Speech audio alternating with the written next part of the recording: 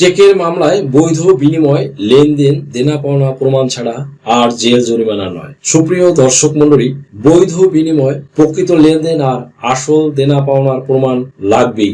এটা শুধু একটা আইনি পরিবর্তন নয়, এটা ন্যায় বিচারের স্বস্তির নিঃশ্বাস। কারো হাতে একটি কাগজ থাকলেই সে আর অন্যের স্বাধীনতা কেড়ে নিতে পারবে না। প্রমাণ ছাড়াই শাস্তি নয়, সত্য যাচাই করেই হবে বিচার। অনেক নির্দোষ মানুষের রাতের ঘুম, পরিবারের চোখের জল, সমাজের সামনে অপমান, এসবের উপর দাঁড়িয়েছিল একতরফা মামলার ভয়। এখন বার্তা পরিষ্কার, চেক মানেই অপরাধ নয়, প্রমাণিত দেনা পাওনা থাকলেই দায়। আইনের চোখে আবেগ নয়, প্রমাণ কথা বলবে।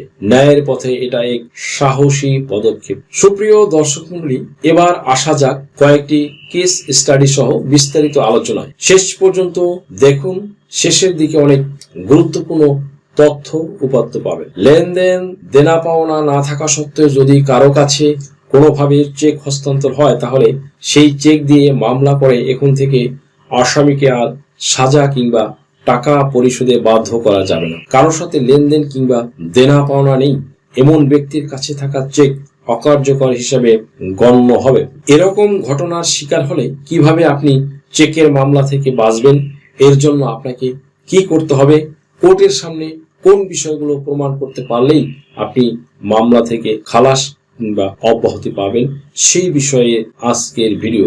প্রতিদানবিহীন হস্তান্তরযোগ্য দলিল বিষয়ে যখন পক্ষগণের মধ্যে কোনো প্রতিদান কনসিডারেশন থাকে না, সেখানে হস্তান্তরযোগ্য দলিল অকার্যকর হিসেবে গণ্য হবে। সুপ্রিয় দর্শক মণ্ডলী, প্রতিদান ছাড়া যেমন চুক্তি হয় না, তেমনি প্রতিদান ছাড়া কোনো হস্তান্তরযোগ্য দলিল চেক কার্যকর করা যাবে না। কাজেই স্বাক্ষর সহ চেক কারণিকক হস্তগত হলেই কিংবা ব্যাংক ডিজনার করলেই চেকের মামলায় আসামিকে শায়েস্তা করা যাবে না। দেনা পাওনা বা লেনদেন প্রমাণ করতে না পারলে মামলায় আসামির খালাস পাবে, এমনটি বলেছেন উচ্চ আদালত। লোকমান বনাম আইয়ুব আলী এবং রাষ্ট্র মামলা, যা 38 BLD পৃষ্ঠা 616, 617 থেকে 620 এখানে উল্লেখ রয়েছে। কেস স্টাডিটি এরকম যে বাদী কুমিল্লার সিনিয়র জুডিশিয়াল ম্যাজিস্ট্রেট আদালতে আসামির বিরুদ্ধে এই মর্মে নালিশি মামলা দাখিল করেন যে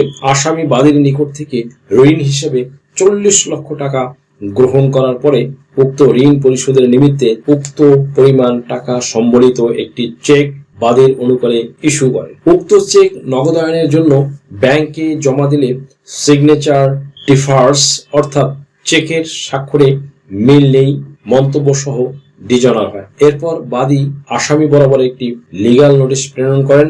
আসামি উক্ত লিগ্যাল নোটিশ প্রাপ্ত হলেও বাদীর অনুকূলে টাকা পরিশোধের কোনো উদ্যোগ গ্রহণ করে নাই। নালিশটি দায়েরের পর আসামি সমন প্রাপ্ত হয়ে জামিনে এলে মামলাটি বিচারের জন্য কুমিল্লার অতিরিক্ত দায়রা জজ চতুর্থ আদালতে আসলে আদালত উভয় পক্ষের সাক্ষ্য প্রমাণাদি নিয়ে আসামিকে এই মামলার দায় থেকে খালাস দেয়। আদালত পর্যবেক্ষণে বলেন যে আসামি সাফাই সাক্ষ্যর মাধ্যমে প্রমাণ করতে সক্ষম হয়েছে যে বাদীর সাথে তার বৈধ কোনো লেনদেন বা চেক সম্পর্কিত কোনো কনসিডারেশন ছিল না।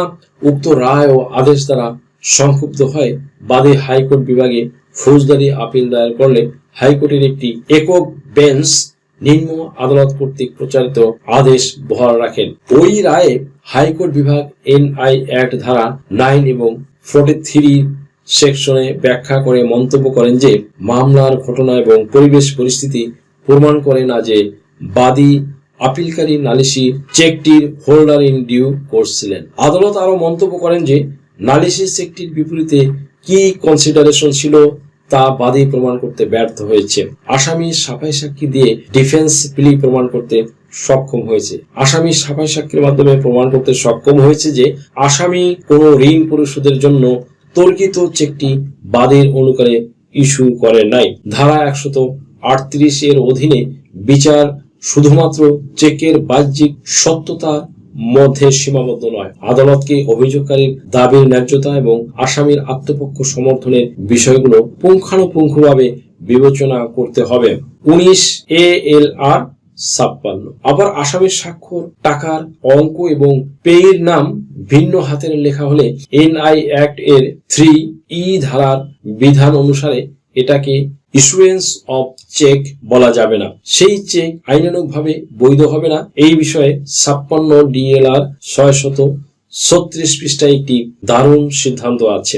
রাষ্ট্রপক্ষকে সন্দেহাতীতভাবে প্রমাণ করতে হবে যে চেক প্রদানের সময় বিনিময় গ্রহণ করা হয়েছে। যদি অনুরূপ প্রমাণে রাষ্ট্র ব্যর্থ হয় তবে মামলা ব্যর্থ হবে। উপসংহারে বা পরিশেষে বলা যায় যে বিনিময় প্রমাণে ব্যর্থ হলে নালিশি চেক আসামি কর্তৃক স্বাক্ষরিত হলেও বিনিময় নেই মর্মে গণ্য হবে। 26 BLC HCD 2021 315 মোহাম্মদ এরশাদ উল্লাহ বনাম রাষ্ট্র।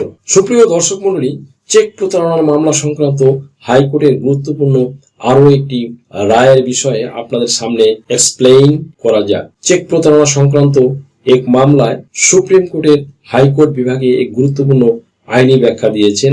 আদালত বলেছেন, প্রাপকের নাম, টাকার অঙ্ক ও তারিখ ছাড়া কোনো চেক আইনের চোখে বৈধ নয়। ব্যাংকে ফাঁকা চেক প্রদান করলেও দাতা অর্থ প্রদানে বাধ্য নয়। আনডেটেড চেক বা ব্ল্যাঙ্ক চেক ব্যাংকে উপস্থাপনযোগ্য নয়। উক্ত মামলার রায়ের তারিখ হচ্ছে 19 মে 2025। মামলার বিস্তারিত পটভূমি শুনুন। অভিযোগকারী সাইফুল ইসলাম দাবি করেন 2019 সালের আগস্টে আসামি মান্নান তার কাছ থেকে 48 লাখ টাকা ঋণ নেন এবং ফেরত না দেওয়ায় 2020 সালের 17 ফেব্রুয়ারি একটি চেক দেন, কিন্তু ব্যাংকে উপস্থাপন করলে তা আনসাফিসিয়েন্ট ফান্ড মন্তব্যে ফেরত আসে। আসামি জানান তিনি ব্যবসায়িক লেনদেনের নিরাপত্তার জন্য কিছু চেক দিয়েছিলেন, যা পরে অভিযোগকারীর ওই তার পিতা ও পুরানো চেক ব্যবহার করে মামলা করেছেন। এই সংক্রান্ত ট্রায়াল কোর্টের রায় হয় 23 মে 2024। অভিযোগকারী 48 লাখ টাকার উৎস প্রমাণ করতে পারেননি। চেকের লেখার অংশে ভিন্ন হস্তাক্ষর পাওয়া গেছে। আসামি শুধু স্বাক্ষর করেছেন, বাকি তথ্য কে লিখেছে তা স্পষ্ট নয়। মামলার ফলাফল হচ্ছে আসামি খালাস পান। এই ক্ষেত্রে হাইকোর্টের পর্যবেক্ষণ হচ্ছে যে অভিযোগকারী কোনো বৈধ প্রমাণ হাজির করতে পারেননি। প্রাপকের নাম, অর্থের পরিমাণ ও তারিখ ছাড়া কোনো চেক বৈধ নয়।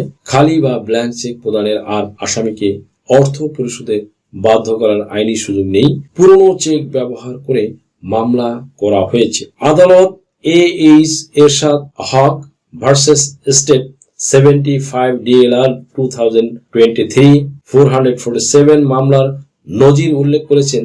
সেখানে বলা হয়েছে চেক প্রদানের 6 মাসের মধ্যে তা উপস্থাপন করতে হবে।